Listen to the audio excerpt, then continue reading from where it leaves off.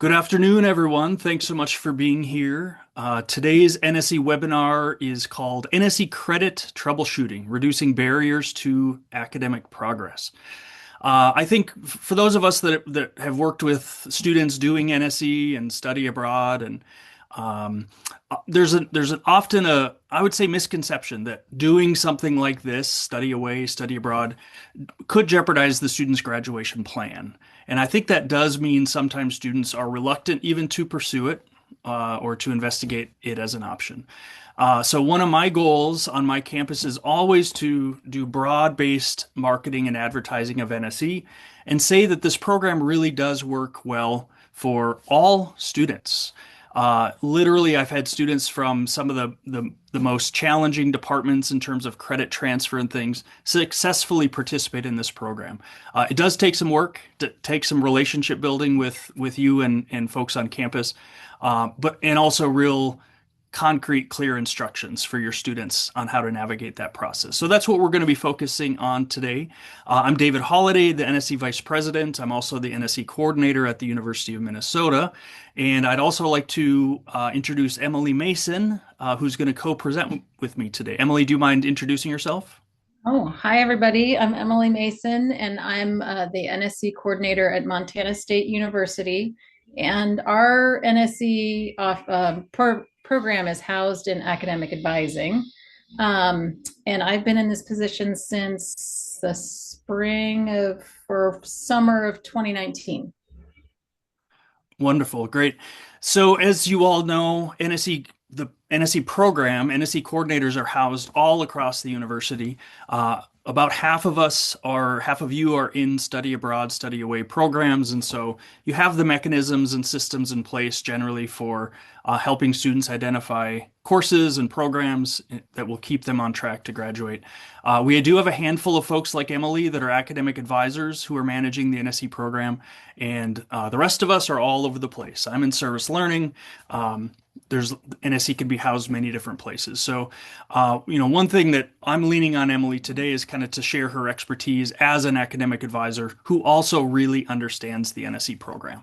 And so, if you have questions or comments, please use the chat. We're also a pretty informal group, and so feel free to raise your hand if you want to ask a question in the moment. We also will have time for Q&A towards the end of the presentation. So we want to begin with just reminding everybody that the process of advising students on the academic pieces really should start on the NSE website.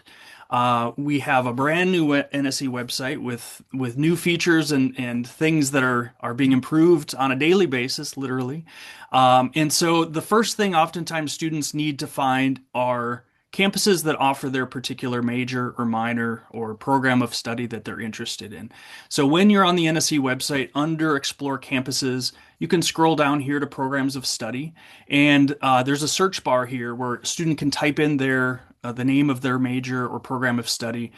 There's also a drop down where you can select from all of the list, the entire list there. But this is a great tool to help students identify the campuses that offer their particular major. Now, I think a real benefit of NSE is literally every single major available in higher education in the US is represented through the NSE program, through the consortium. So even some of the smallest, most rare majors and minors can be found using this search tool.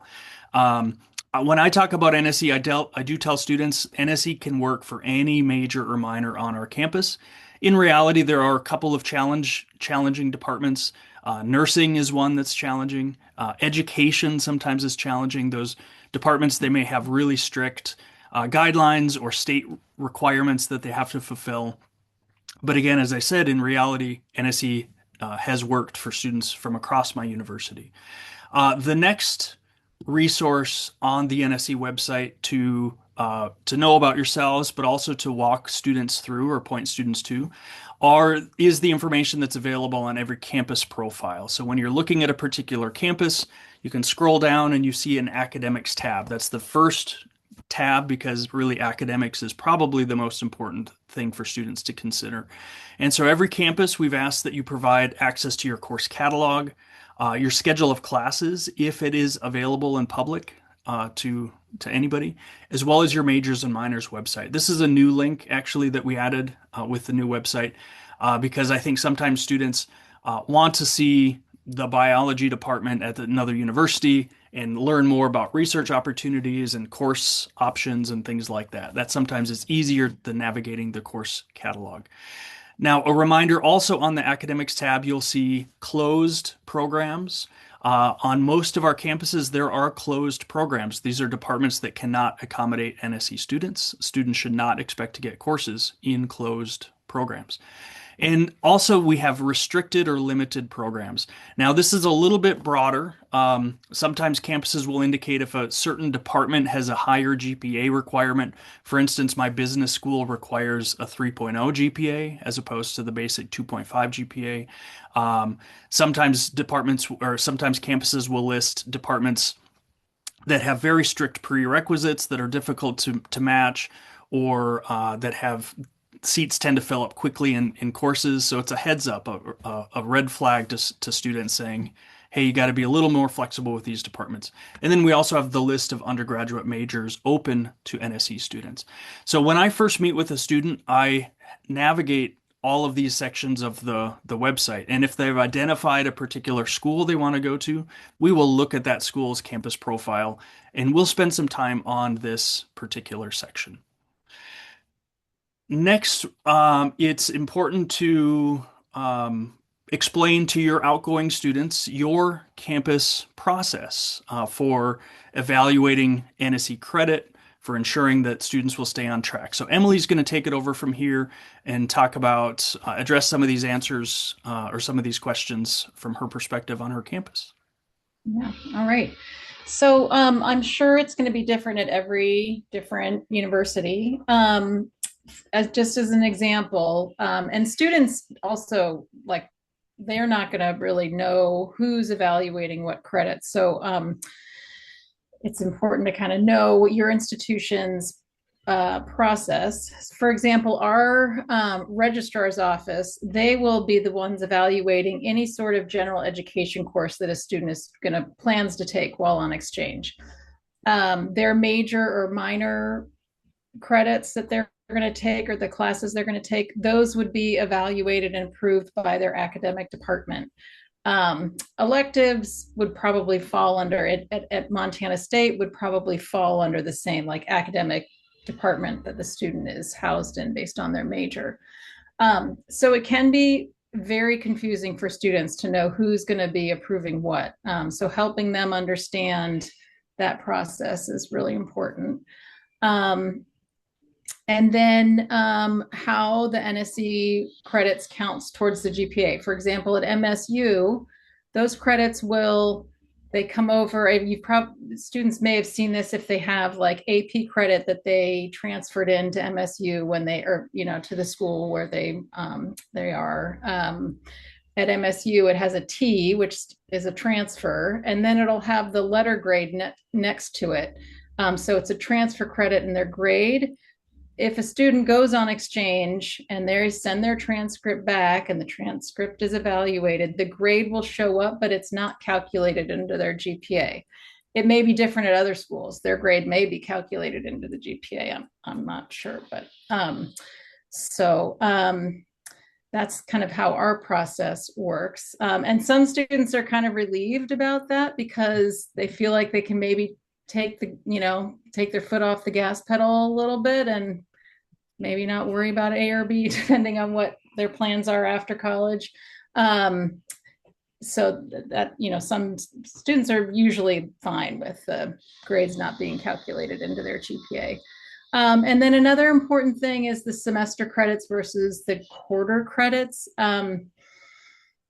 I haven't had too much of a problem with this with students, but just how they know that the total number of credits that they'll need to graduate may be impacted in the way that if they go on exchange to a quarter system, but they're at a semester system, that may impact those kind of the total number of credits they need to graduate. I'm going to jump in on that one real quick. NSE has 4 schools on the quarter system. We used to have more than that, probably 10 or plus, but some of our campuses, including Cal State East Bay and Cal Poly, and have actually switched to the semester system recently. So there are 4 schools on the quarter system.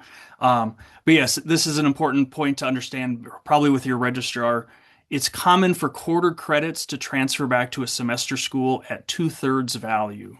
So if they take 15 credits at a quarter school, that typically equates to 10 semester credits. So making sure that's part of the conversation when if students are selecting a quarter campus, and vice versa, quarter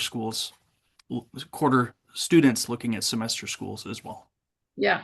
And we haven't had, I've seen departments approve a course, even though it's not the full number of semester credits, they've approved the course as an equivalent course, even though the number of credits might be slightly different. It seems like the content that's covered is the same that the content is covered in the semester course, and the departments can be okay with that. Yeah. And then the residency requirements, David, you may want to speak on this a little bit, but I've for my seniors that are going out on exchange, this is the one that they have to pay close attention to. At MSU, they have to appeal. There's a special appeal process, and I think it's maybe like a $30 appeal, but and it's really just a way for MSU to make sure that the student is taking the courses they need to graduate. So there are no surprises when they come back, that everything's been approved, the courses will count, they'll graduate when they know they need, their anticipated graduation date. So that's all that is. So that's important to know kind of what process your university has for those, especially those seniors who want to go on exchange. David, do you have anything to add on that? Well, yeah, again, every campus probably has different requirements. For my school, 15 of their last 30 credits have to be completed as U of M resident credits, essentially, on campus. So I can send students on exchange one semester their senior year, but not both, and they cannot take more than 15 credits on exchange. So, articulating these policies and communicating that to students is important. Mm-hmm. Yeah. And we'll talk about this in a little bit, but it's important to know who's the person that you need to connect the student with to go through that process. And then at MSU, we just have what advisors use, this transfer equivalency guide that is basically a clearinghouse of courses at all these different universities that have already been evaluated.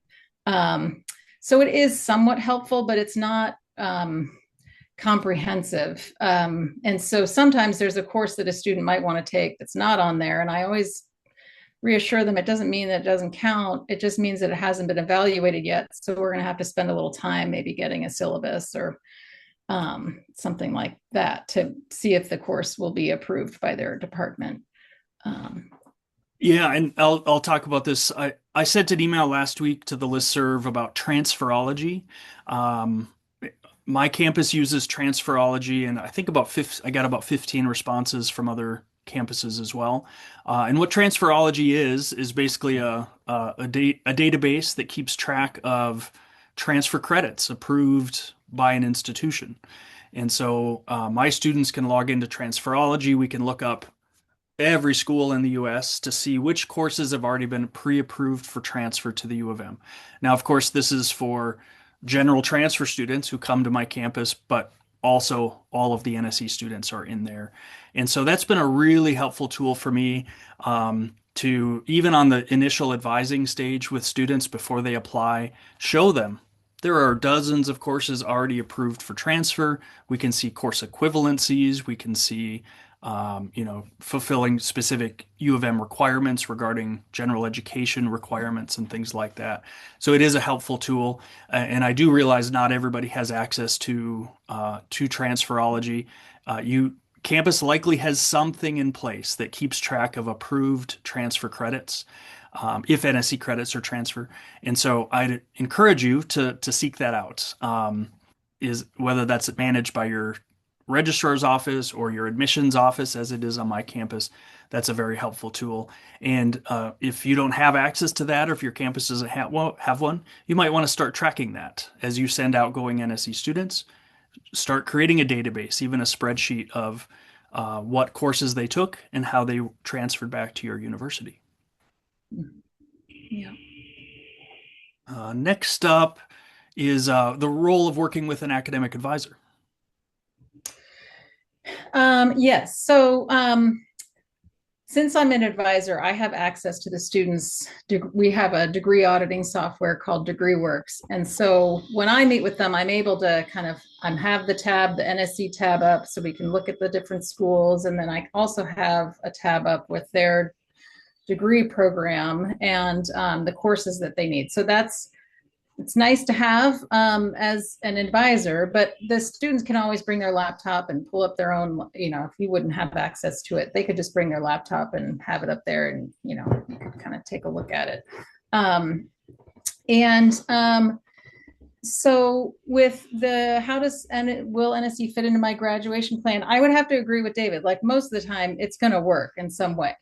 Students just need to be creative. They need to kind of think big picture. And I think students get it, they get stuck on like, these are the classes I need to take next fall, which really, when you look at their degree plan, there's probably some flexibility. They could take certain classes that they were maybe planning to take in one semester down the road, but they can shift that forward a little bit. So typically it works. I have found that it's very rare that the student can't find any classes to take while on exchange. And then the campuses, I try to slow down, like, we're trying to do a lot in one day. And I try to slow down and kind of carefully go through each profile with a student, like David was saying, show them kind of where things are. Because I find that they may not always, some students do the research, but some students don't. So it's helpful to kind of slow down and show them where all these things are. And then if I have time, I'll send them an email with each profile link that we looked at. And then they can go a little more in depth in their own time to see which schools might fit best with their program. And then, with their term, do they, that would be kind of any prereqs they need for certain classes. If they need OChem 1 and OChem 2, and that might make a difference, or ANP 1 and ANP 2.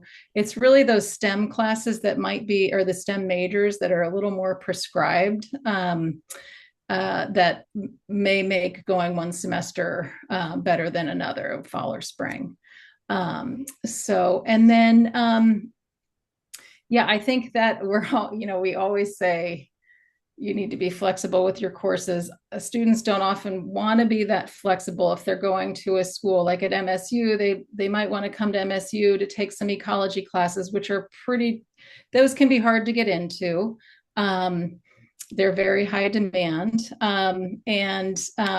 I always want to tell students to have flexibility. And for example, just recently, a student was getting pretty frustrated that she couldn't get the classes, and she's still kind of waiting to hear, but we were able to find her 12 credits of classes. They weren't her first choice, but they were classes that she needed. And now she's on a couple of wait lists for some ecology courses. So hopefully, one will work out. So the other thing, and many majors have what are called either professional electives or directed electives, and those are great places where there's some flexibility. And at least what I've seen in majors at MSU is, as long as it's a similar course title or similar course description, often I see in students' degree plans that there could be up to 20 different types of professional or directed electives. So that's a great place for students to take some classes while on exchange, especially those, like, we have students going out to, for example, University of Hawaii, because we don't have many marine biology classes. So they might be able to take a few professional or directed electives in marine biology that they wouldn't otherwise be able to take at Montana State. So do you have anything to add, David? Yeah, just the last point there. My instructions to my students when they're talking with advisor is, start looking at the course schedule of that host campus, look at course descriptions, and ideally get your advisor on board based on course titles or course descriptions. That's almost always possible. And at this point, we're still at the point before students have actually applied. I want my students just to get the thumbs up from their advisor saying, yes, I want you to do this. It's going to work. We're going to make it work for you. We're going to dig into the course schedule and syllabi and things down the road. I really discourage my students from requesting syllabi at this point before they've applied. Um, and most departments don't need a syllabus at this point. Um, this is an important step because I think we're seeing more and more students want to get that syllabi ahead of time. Um, so please share this with your students. Don't request syllabi at this point. Now, if a syllabus is necessary and will determine whether or not the student actually applies, just a reminder that we want communication between campuses just to be occurring between the two coordinators. So if I have a student who really needs a syllabus, I'll reach out to Emily at Montana State and say, hey, can you provide me a syllabus or direct me to a syllabus of this particular course? And that's actually after I go to the MSU website, do a quick search for syllabus or syllabi, because some campuses will have those readily available. But if I can't find it publicly on their website, I would reach out to Emily. Please don't have your student reach out to the host coordinator until after they've actually been placed for exchange. Yes. Okay. Awesome. So we've worked with a student through the advising process. We've helped them identify, their dream NSE school as well as a couple of backup schools, and we've gotten them placed on exchange. And so this is where things get a little bit more real and a little bit more concrete. And you've probably shared this. I've shared this information with students even before they apply, but at this point, I'm going to remind them of the campus process. Number one is they're going to start selecting courses. They should be getting the help of their academic advisor in that. And just a reminder that they should have their first choice classes as well as a couple of alternate choice courses because we cannot promise access to every single course at the other institution. At this point, a big question is what is needed for course approval. Now, I have a database of, transferology database of a lot of approved courses already, so we'll review that with students at that point. They may need to request course descriptions, or now might be the time to request course syllabi.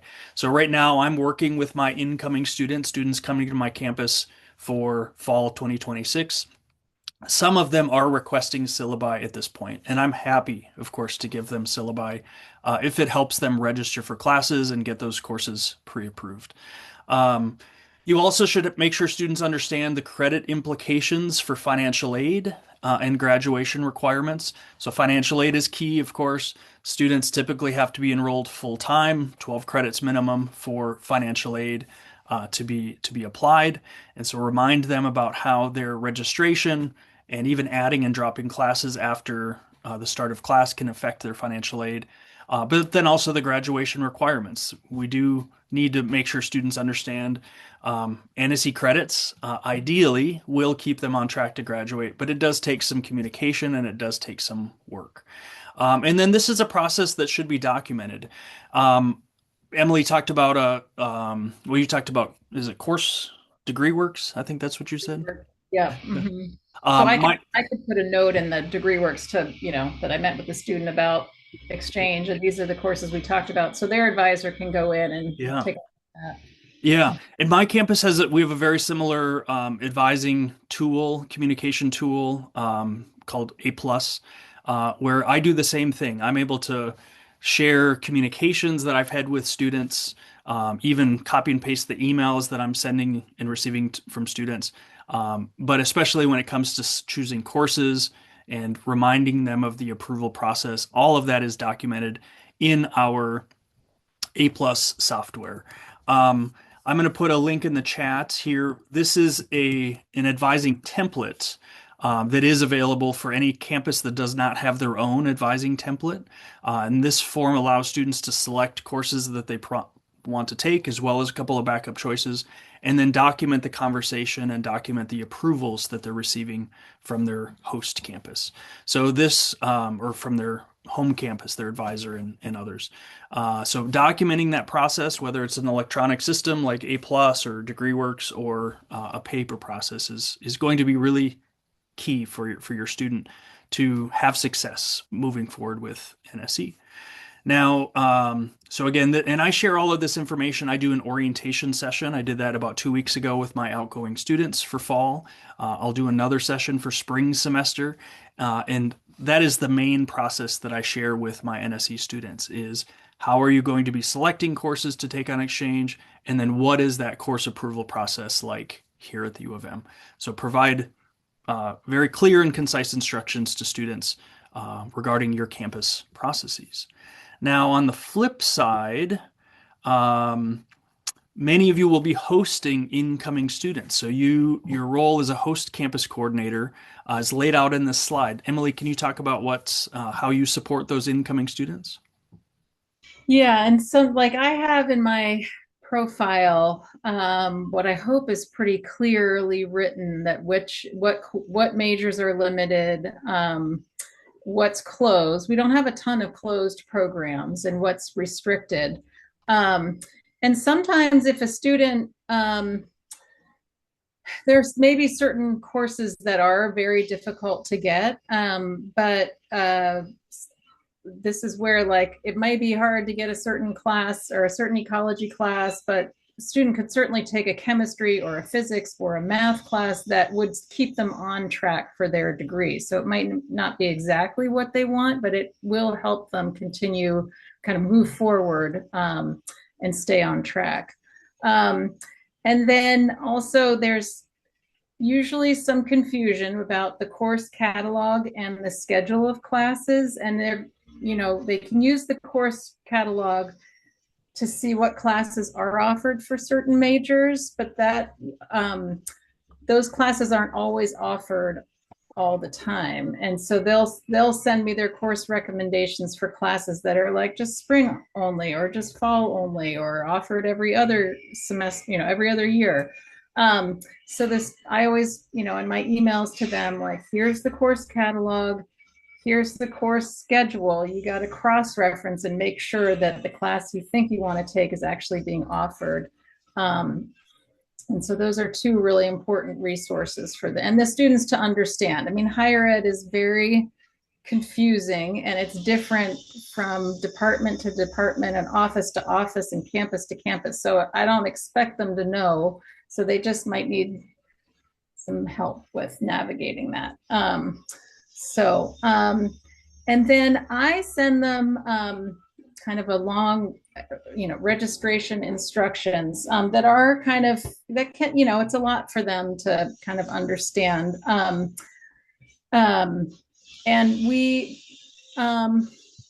But we're starting kind of a new process on our end, which is to have some more people. Like usually it's just me, and after talking with a couple people in my office, we decided we would help open advising up to NSE students, because at MSU they're really considered like non-degree seeking students, which we help non-degree seeking students all the time who aren't affiliated with an exchange program. So I was kind of advocating these really aren't any different. There's, any of the advisors in our office could help them.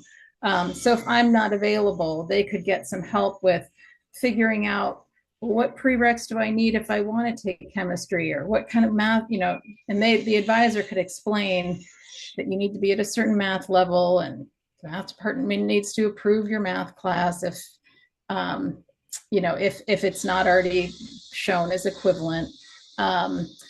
We can help them get on a wait list for certain classes. So just kind of walking them through that process. The biggest thing for my inbound students, and I feel like this semester reminded me that I need to update my instructions for registration to put in all caps in bold letters, just register for what you think you need, and we can always change, but don't wait for course approvals from your department, because that can sometimes take time. just register for what you think you need, and we can always change it. But classes will fill up, and then it's really hard to get them classes. So that's the biggest takeaway, just to tell your students to register right when they can for what they think they can, what they think they'll need, and then we can always kind of adjust as necessary. Yeah. So Yeah, and same here. That's my recommendation too. And I tell them, register for 18 credits or 20 credits. Just cover your bases. You can always add and drop classes in the coming months before the exchange begins. And one thing I wanted to say about the connecting students with the appropriate advisor or department. I'm not an academic advisor like Emily, and I can't necessarily make recommendations or really, concretely understand the sequence of courses and things like that. So I lean heavily on my campus partners, academic advisors, and on my campus, we have kind of a complicated advising structure. We have college level advisors that are more generalists. Um, and so I have a key contact in every one of our colleges, College of Science and Engineering, College of Business, etc. And that is the person is my point person in that college for these incoming students wanting to take courses. And so sometimes I'm the liaison between that college and the student, but oftentimes I just hand the student off to that person with their permission, of course, for support with selecting courses, verifying prerequisites if necessary, understanding the wait list process if a class might be full, etc. So build those relationships and refer students out if necessary. Registration is probably the most stressful process for students. And so the more that they can be supported, both on the home campus side of things, but especially the host campus side, because they are coming to a brand new campus. It's a whole new, system, website for registration, course schedule. Even on my campus, we're giant and we have three kind of different campuses across the cities.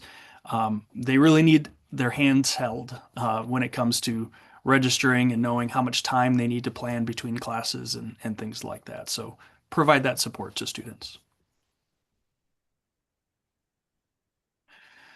Okay, so post exchange. So student has successfully completed their exchange, or hopefully they've been successful. So at the end of their exchange, what comes next? Well, number one is the student needs to request the transcript at the end of their exchange. There might be a handful of NSE campuses that can send the transcript on the student's behalf, but I think it's very few. Typically, the student has to request the transcript at the end of their exchange. They have to pay the fee if necessary. This is also the point where, um, let's see. Okay, I'm going to stop my share. It seems like we have oh yeah, I do see that screen now. Thank you, Uh, David. you I was bet. like, a lot of screens there. Let's try this one again and current slide. Is that clear? Okay, thank you. I don't know what happened there.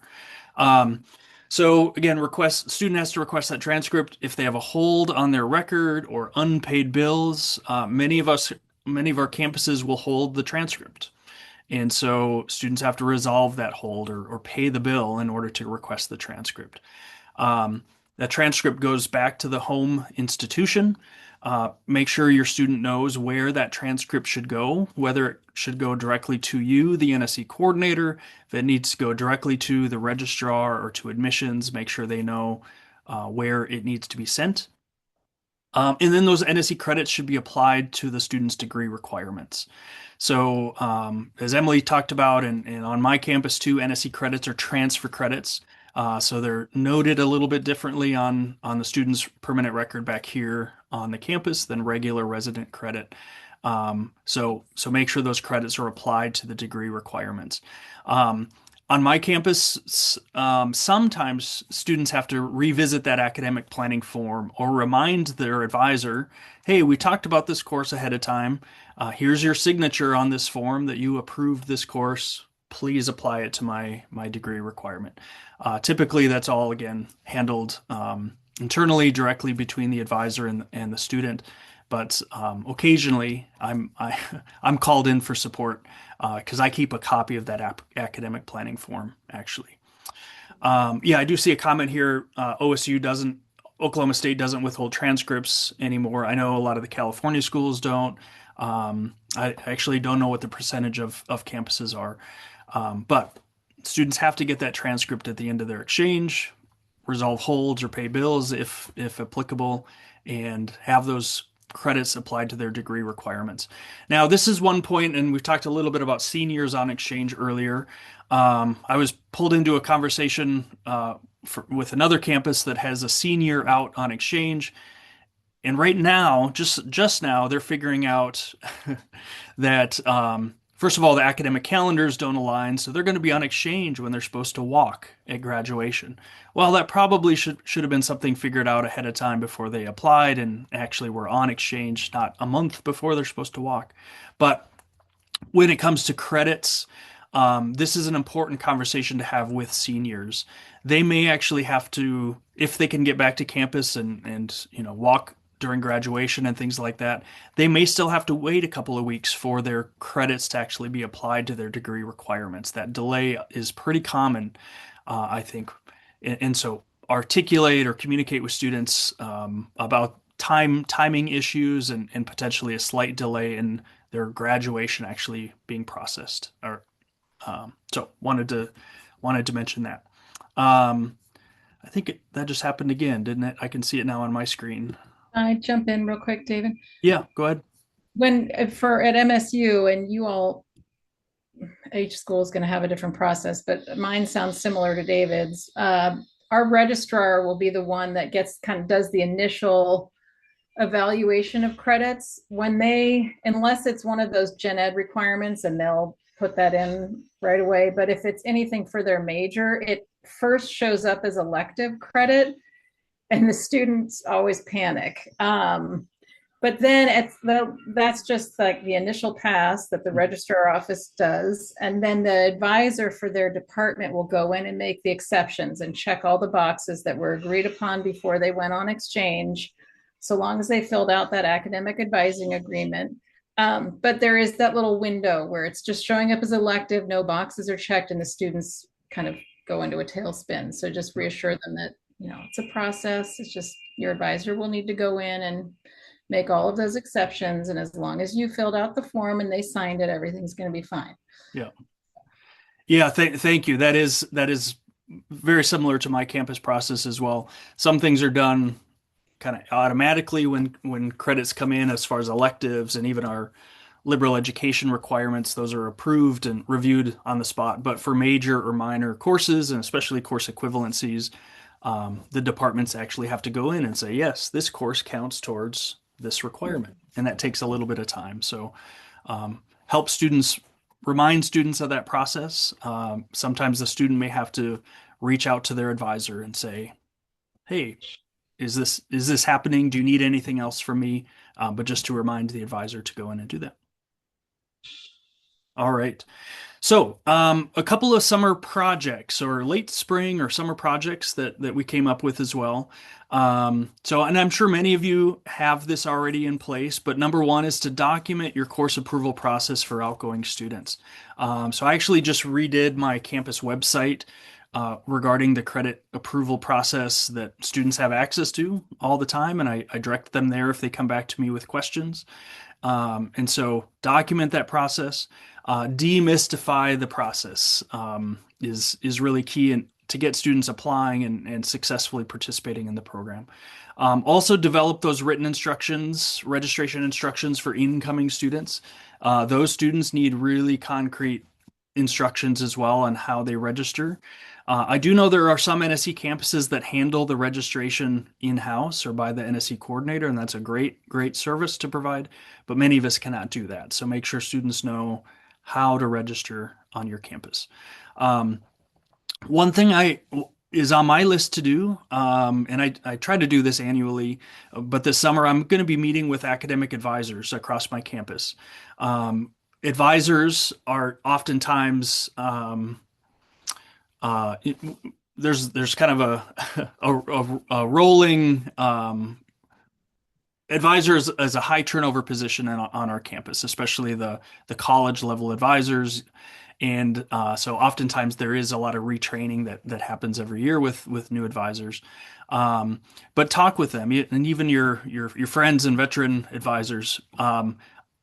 Make sure you understand their role in NSE student is supporting NSE students, both incoming and outgoing, and also ask those advisors to promote NSE. They are on the front lines with students, and oftentimes a little note or a little nudge from their advisor saying, "Hey, this is a cool program you should check out." The student is much more likely to pursue the program if they hear that from their advisor. So building those relationships with advisors is really key.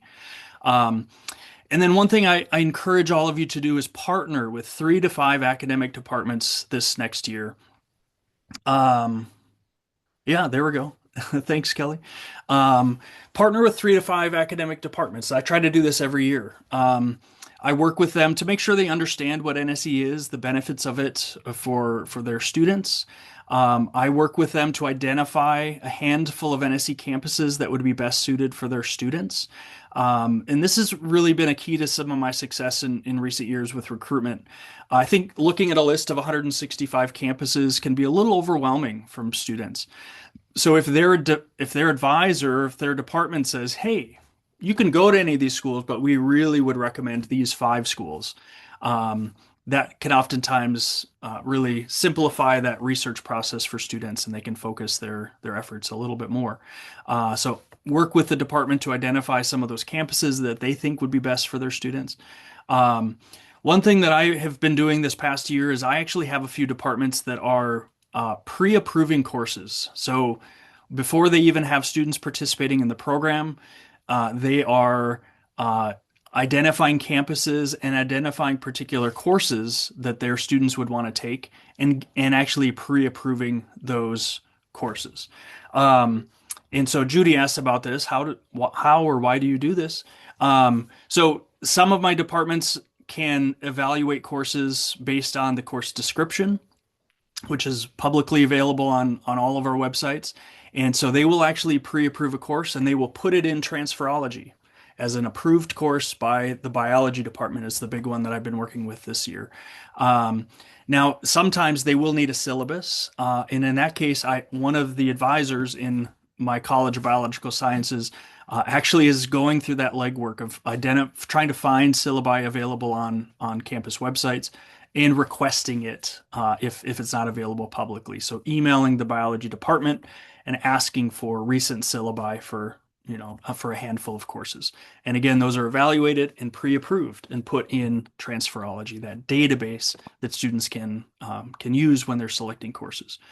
And then I'm also working with these departments to ensure NSE is promoted to their students. So I gave one of my student workers the job this year is to go through as many departmental websites on my campus as possible to see if NSE is mentioned there. And I'm happy to note that about half of our departments have some sort of reference to NSE on their website.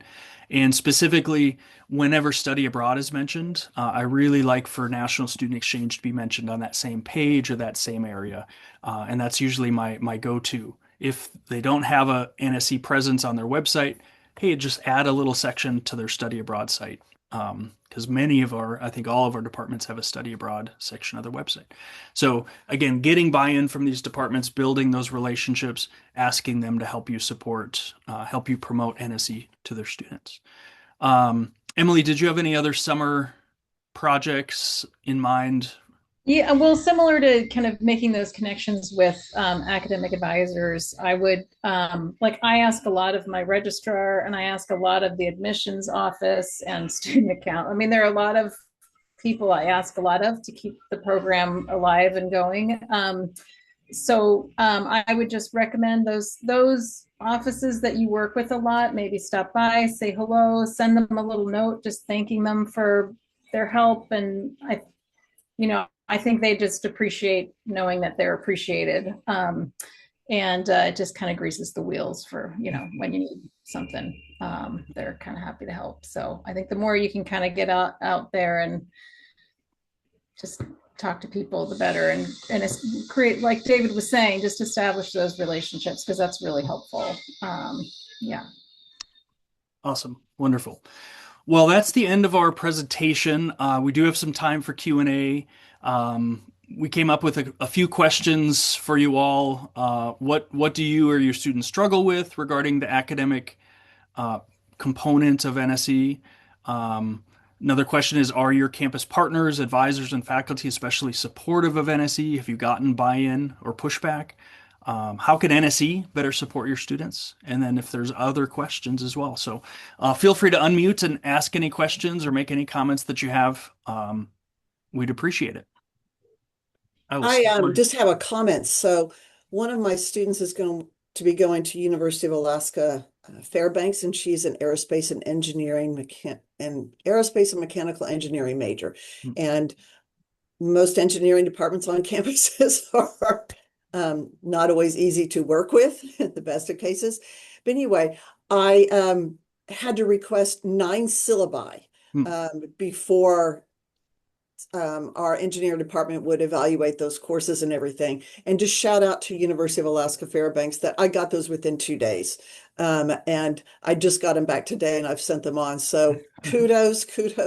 That's a great help. And yeah, so I'm going to try to do that with more, but I have not had to do that before in all these years I've been doing this. So I Yeah. have an just say MAE that. student there right now, and same deal. They got into all their engineering courses that they needed. The syllabi process was super quick and easy. So yeah, double shout out to UAF. Well, that's good to know. Thanks, Casey, too, for that. Yeah, that's awesome. You know, all of us have a lot of stuff on our plate, and so always tread lightly when it comes to, big requests like that of another NSE coordinator, especially.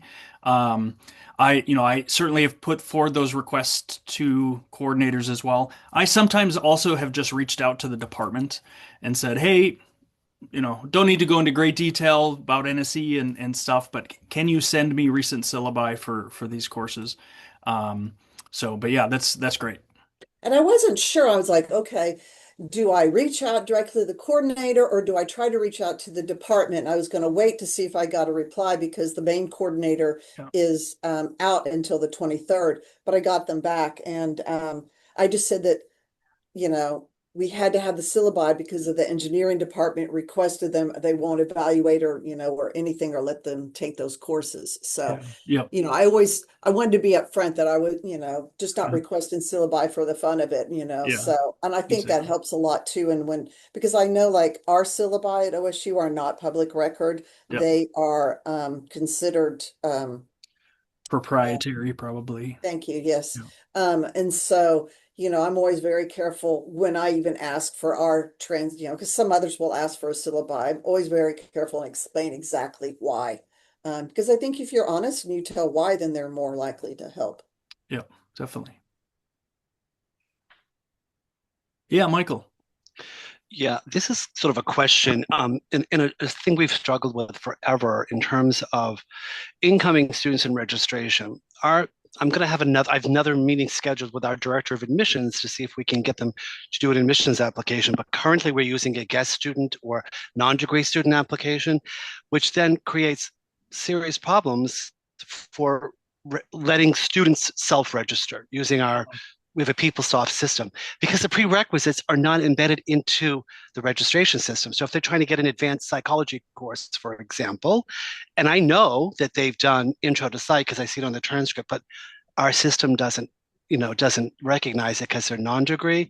I have to manually register the majority of students. The only classes the students can self-enroll are those that don't have prerequisites. So I'm wondering if other folks struggle with that issue. I'm again going to revisit and see if we can maybe somehow get their transcripts embedded. And I'm curious how you do it, David, because it sounds like you have your students do a lot of their own self-registration because it's a lot of time, to spend to me to register like 20 students or 15 students. Yeah. So I'm just curious how other folks handle it. And if you don't mind answering that question, David, I'd be so appreciative. Yeah, I'll start. Then I'd love to hear other answers too. So, So my process is the same as yours, Michael, as far as admissions. They're handled as non-degree. They submit a transcript, but it's not evaluated for for course equivalencies and to verify prereqs and things like that. So the prereq verification is handled manually. Um, and so the last many years, I ask students, my incoming students, to send me their list of courses, first choice, and then some alternate choices, so that I can help them navigate the process. And I'll say I just received one this morning where three of the courses have zero prerequisites. The student will be able to register themselves. The one, I will connect the student to the department directly to evaluate for prereq and to get permission to register. I do have the ability to register students as well, and so there are times where I just go in. Once I get that approval from the department, I'll go in and register them. Or the student can register themselves because they get a permission number that they use to register. Um, but also I have 18 incoming students, and so that is a lot of work. And so I do equip them with with the tools to move forward and advocate for themselves. So sometimes they have to reach out to the department or the instructor themselves to request permission to verify prerequisites and things like that. And that's where my relationship with key advisors in most departments really help, because I can direct the student there. That person will help them navigate the process and usually have success with registration. We have the same process that Michael, you and David have. And it is time consuming, and it is a lot of emails to departments, and it can be frustrating to the student as well. And because there is a time delay and they're watching the seats go down as you're waiting for the email. And that's where I think just the course flexibility is really important, because there's no guarantee they're going to get that class. But yeah, it is frustrating. Yeah, and to make matters worse with our system, it's a PeopleSoft system. If the course does fill up, um, I put the student on the wait list, right? But because the prerequisite is not embedded into the system, when the students, oh, two students have dropped, you're number one. Oh, you don't have the prerequisites, we skip you. So I have to like vigilantly watch it, because it skips the students. So people that are below them on the wait list get enrolled before they do, because they're degree seeking students and their prerequisites are in the system, but the NSE students aren't.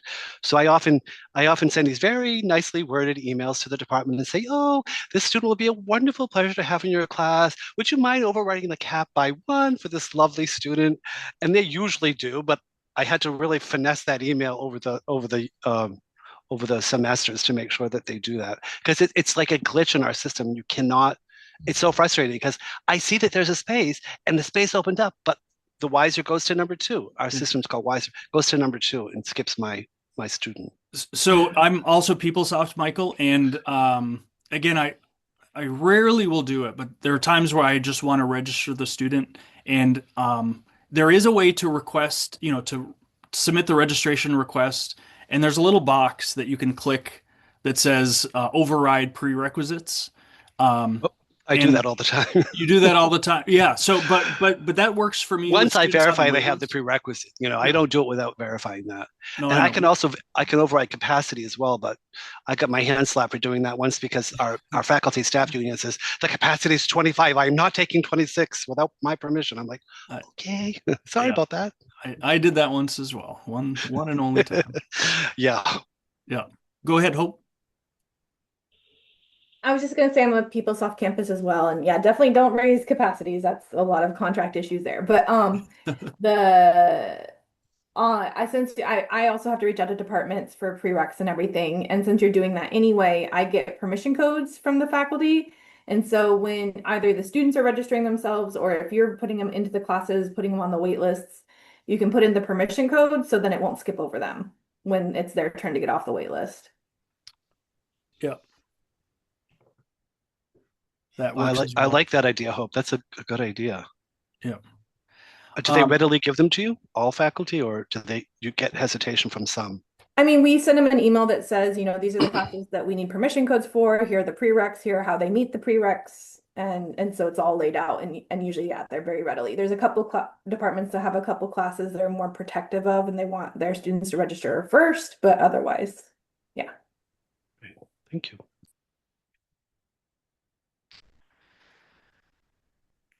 Any other comments, questions, challenges that you all face?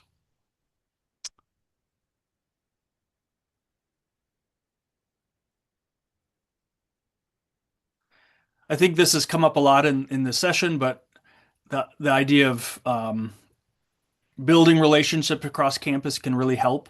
The more people know you and know the NSE program, the more likely they may allow one extra student in their class, or you know, things like that.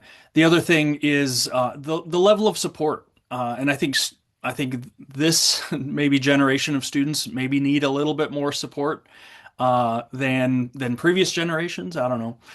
Maybe I'm forgetting the level of support students needed 10 years ago, but I'm finding myself having to resend the same instructions multiple times, or remind students, or schedule appointments with students that have fallen behind their process, and try to get them back on track. So I know our workloads are heavy and getting heavier, but I think these students, in order to really have a successful experience, they do need a little bit of extra support, both from their home campus, but I think especially from that host campus. And so do whatever you're able to support students in that course registration process, and advocate for them when necessary. And also, one thing, Emily had brought this up when we were talking earlier. Um, the other thing, and this is a little bit off topic, but get creative. If students run into roadblocks with when it comes to registration, or if courses aren't approved, or it is okay to get creative. Emily talked about a couple of her students going on exchange, and they couldn't get into I think a biology, or I don't remember which course it was while on exchange. Well, they found they could take that course through an online university or community college, and during the same term had to pay the fee for that, of course, but it was fairly affordable. So they were taking 12 credits on exchange, 3 credits at an online through an online university, had a successful exchange, and still stayed on track to graduate. And then similarly, I'm seeing more and more of my students want to take online classes at their home university while on exchange. Now, again, technically, NSE requires students be enrolled full time at their host school, 12 credits minimum typically. But I do have students that are taking 3 or 6 credits online back home. That is allowed. Got to figure out the tuition piece and the financial aid piece, and students are getting creative, but also help them think outside the box if they run into roadblocks. We are at time. I really want to respect everybody's time. Thank you all for being here. This, I hope, was fruitful conversation for everybody, and especially thank you to Emily for co-presenting with me today. Enjoy the rest of the day. Please reach out, of course, to NSEHQ if you have questions or need support in any way. And happy spring. We've gotten buds on our tree in the last 3 or 4 days, and spring is finally here in Minnesota. Take care, everyone. Thanks, David. Thanks, everybody. Happy Thank spring. you. All